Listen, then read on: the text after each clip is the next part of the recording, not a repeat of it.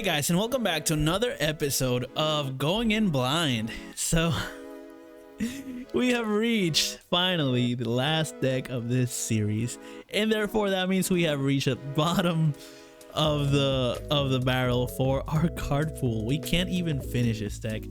So we got our buddy Billy Bob and our buddy Sonon. They're both locked up in these colors, I mean in these elements, and yeah, so what can we do with them? I think not much. So we got Avalanche Operatives, we got Shinra Executives, we got Warrior Lackey, we got Ancient. What is going on? It's just nonsensical. This has no flavor, this has no cohesiveness. We don't even have enough to finish a deck, but hey, this is something that happens. I mean, I just bought a playset of every single Final Fantasy VII card and tried to make a deck as best we could. So we got about 7 of them that are really solid, and then we got 3 that are like extras. So yeah, we got the, let's talk about that a little bit more. We got the Aerith one, which is wind water, with every single water card in. That's why everything else is extras. And we also got the Sonon deck. So yeah, we got a few of the ancients. We got Aerith, 2 cost. It's gonna be a forward. It says forwards other than Aerith you control gain plus 2000 power. And when Aerith is put from the field to the break zone, you may remove Aerith from the game. When you do so, counters, yeah, re-race counters on Aerith. Okay. And at the beginning of main phase 3, blah blah blah blah blah blah blah, remove 1 and then put her back in again. Okay.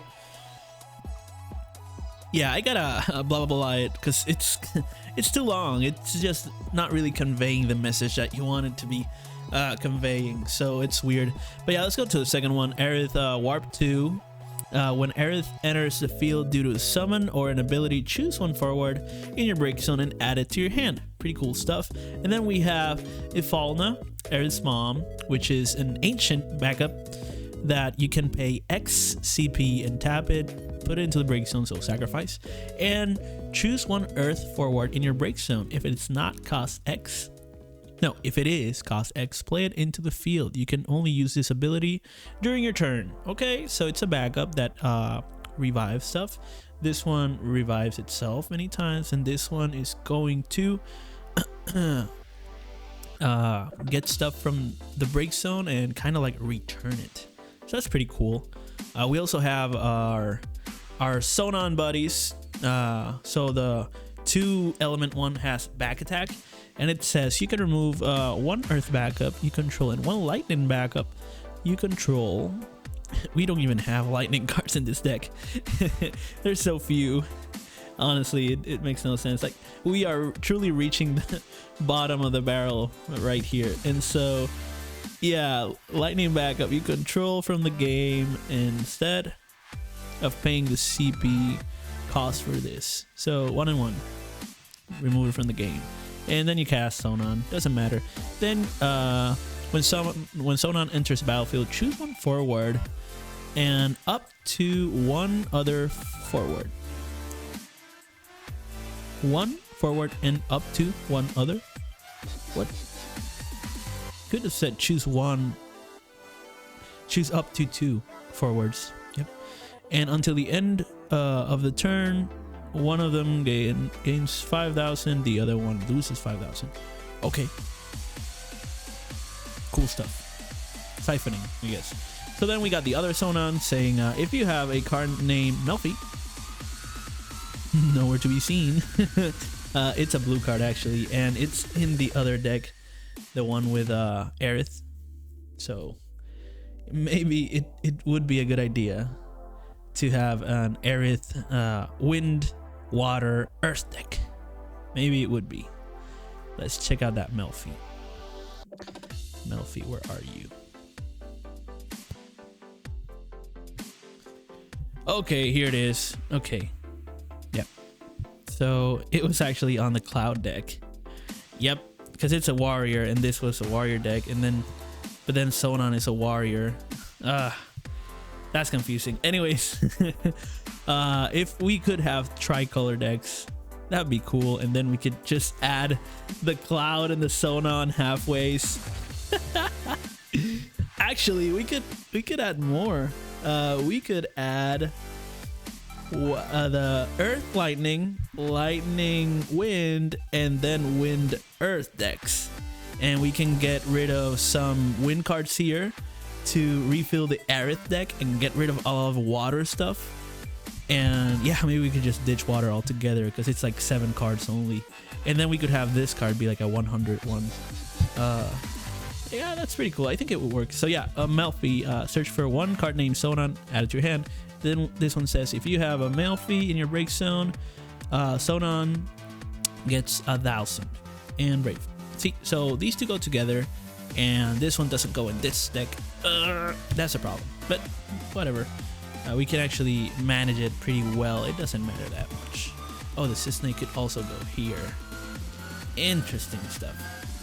Interesting stuff. Actually, the whole brigade of these guys, the Turks, we can just get rid of Cloud right here. We could just add it all together and maybe get rid of these wind ones. Put the wind ones on the Aerith one and get rid of the water on the Aerith deck, and then just have a wind deck for Aerith without the Aerith leader that we had chosen. We could do that. We could do that. But yeah, that's what these extra episodes are for, because it's not a complete deck. We can't really talk about strategy here. It's only 12 cards, which is playset, so it's 30. So it's missing what? No, it's not 30. It's 12, 36. Yeah, so and the Minerva, which could make it into 39. But still, I mean, the point is we got 13 out of 15 or 16 that we need for the deck. And yeah, we would rather do mix and matches and make 100 card formats before finishing this, and that tells you how much far we are from actually finishing this deck. So yeah, it's an extra deck. We can't really have it battle the Sephiroth how we wanted to. But yeah, that's neither here or there. So let's keep going. Yeah, so we were on Elfana, Sonon, Nayo. Yeah, so let's see Nayo. It's a backup for 3, and it says choose one forward when you tap it. Gains Brave until the end of turn, only during your main phase. And you can pay 1 and tap it. Choose a forward you control. Name one job. It gains the name job. Okay. Don't see the relevance in this at all. The other average operative we have here is Polk. 3 cost backup 2. So these Avalanche guys, they're not very good apparently, so I don't know how to feel about that. But yeah, so we got Polk, and when he enters the battlefield, choose one job Avalanche operator in your break zone, add it to your hand, and tap for 1.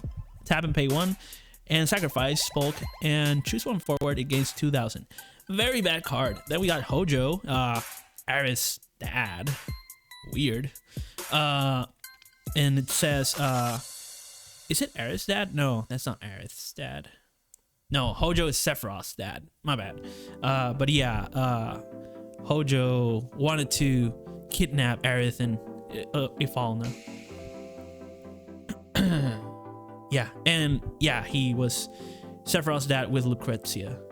And then when Hojo enters the battlefield, choose one forward you control, remove it from the game. When you do so, choose one forward in your break zone with an inferior cost and the remove forward, and play it into the field. So reverse birthing pod. Weird. Yeah, anyways, Genoa Synthesis. Very off-brand here, but hey, it's a 7 card.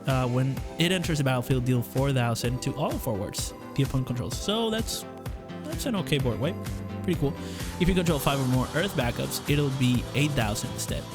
Then we got that Barret with multi-element cards. We managed to put this Barret, the only Barret that doesn't go in the mono Earth deck, which has all other 6 Barrets that are Earth because the other ones are fire. And yet this one this one lands here in multi-element cards because we got 2 different ones, and yet there's nothing else that's multi. 4,000 damage to all forwards your opponent controls. So this would be really cool if you get multiple instances. That'd be amazing. When Barret is put from the field to the break zone, choose one forward other than a Barrett in your break zone and add it to your hand. So it's recursion. Nice. And then we got finally Leslie.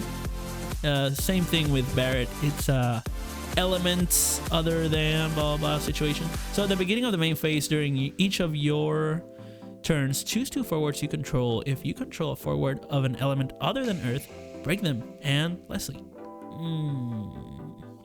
And then at the end of each of your turns, you may give control for Leslie to your opponent. Huh.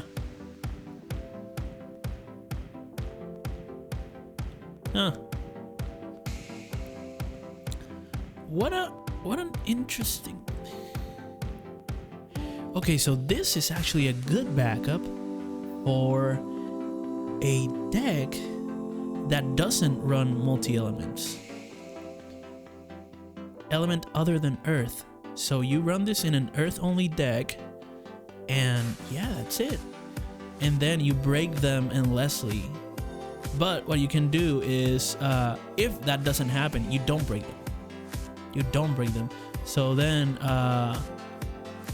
it says choose 2 forwards you control. If you control a forward of an element other than Earth, break them. So it's going to break 2 forwards if you control an element other than Earth. Yeah, so the Earth deck, that's not gonna happen to it, so you're not gonna break them and Leslie. Therefore, at the end of your turn, you're gonna give it to someone else, and then they're gonna lose D Leslie and 2 more cards. That's a really interesting way to remove stuff. I hadn't even thought about that. This card's good. This card's interesting. Let's see where we put it. Because this is our Earth-only deck. This card's very interesting. It could just stay here. Everything else is Earth too, you know what I mean? But yeah, that's what an interesting card. What a weird card too, honestly. Well, yeah, I think I'm gonna put it in the Avalanche Earth only deck, even though it's not an Avalanche operative. But yeah, I think it fits in there pretty well. So I think we'll do that. But yeah. Anyways, we also got that Minerva, the last one, light 7 forward, and it says at the beginning of your main phase 1, select one of the 3 following actions. Wow, a lot of actions. All forwards you control gain plus 3,000 until the end of turn. All characters opponent controls lose their abilities or draw a card. It seems like a blue card from Magic. So yeah, let me know what you guys think, where you guys would put these cards, because I feel like this lightning extra, there's not even lightning here. The earth part, we could distribute it evenly among other parts. Let me know what you guys think on the comments. What would you do? I have no clue. I haven't played these decks, so that's why the series is called Going In Blind. This is a blind meta situation. Never played the game, never played these cards, don't know how they interact, don't know the rules of the game. I've just read a little bit about what title is and what L3 and L6 are, and yeah, how All-Star blah blah blah works, but I don't know how to play the game very well. So Going In Blind is very appropriate as a title, and I hope you guys enjoyed these videos, because some of them are wonky, some of them are really on point in terms of flavor, some of them seem broken in the mechanic aspect. So yeah, some are gonna work, some are definitely not working. This one already doesn't work. But yeah, let me know in the comments what you think about it, and what changes you would make to this, or where would you allocate all these cards. So I will see you in the next episode, and yeah, check out the other decks. There's 10, and they all try to go against the Sephiroth boss deck, so that's also been upgraded. So it's 3 of every single boss card, and other boss cards from the other decks added as well. So yeah, I'll see you on those videos, and yeah, check those out. Peace out.